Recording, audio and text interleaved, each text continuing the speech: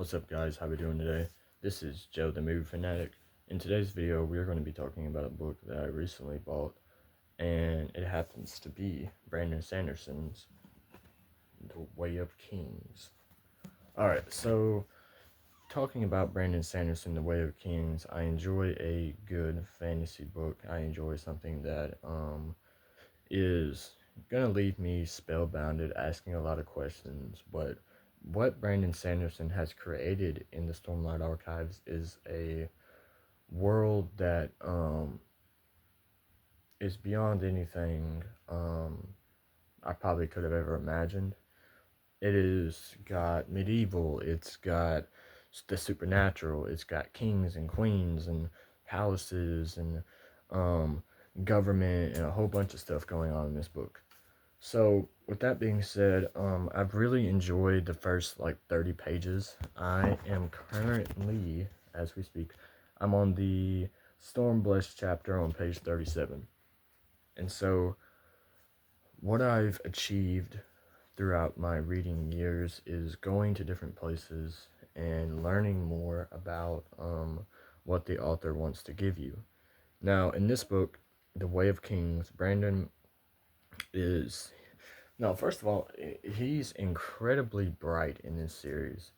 The first book, coming in at 1,000 pages, is really impressive. That means he wants to give you the exact details. There is a shit ton to unpack in this book. So, after reading 1,000 pages, you'll either know...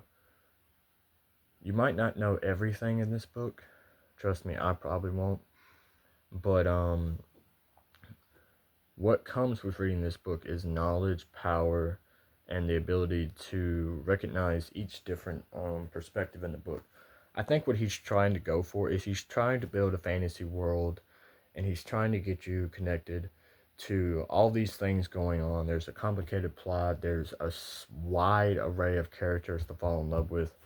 There's enemies to lovers. There's battles. There's wars. There's conflict. He really wants to put you into this world and grab you by your imagination and turn you into a story. You may love, you may hate it, but I gotta be honest, if you read, even if you just read The Way of Kings, you'll still be very surprised, and you'll still be left with a lot of questions. And you'll be happy to know that there are 5 books in this series. I went ahead and bought The Way of Kings. I've got The Words of Radiance and Oathbringer coming. I went ahead and bought a set. I'll also be getting a second copy of The Way of Kings. So, I want to say, they said this was the hardcover version, but I believe it's just a book with a lot of really big pages. I gotta also hand it to whoever did the illustrations in this book. There's a lot of really good illustrations. There's stuff like that. Another one that I really enjoyed is you get to page 245. It's really incredible what he's accomplished in this book. So even if you're not a fantasy reader, even if you're not heavy on the fantasy, then what am I saying? You probably should not read this book. But if you're a huge fantasy reader, you want to challenge yourself, you want to really get yourself immersed into a world, then read Brandon Sanderson.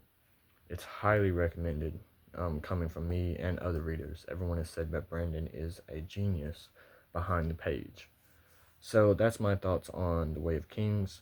If you have read The Way of Kings, or you've read the entire Stormlight Archive, then you can give me some ideas on what to talk about in upcoming videos.